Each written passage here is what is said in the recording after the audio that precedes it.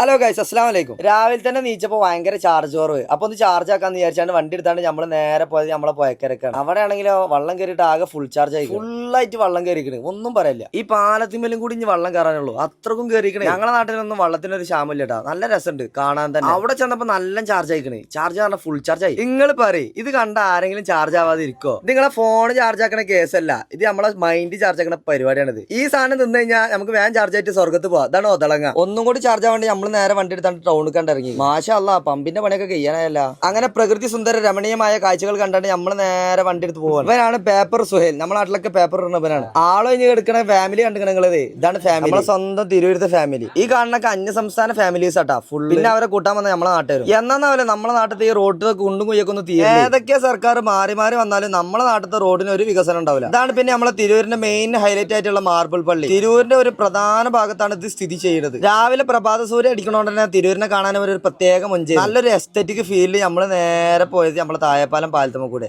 അപ്പൊ ശരി എന്നാ, മഴസലാമ.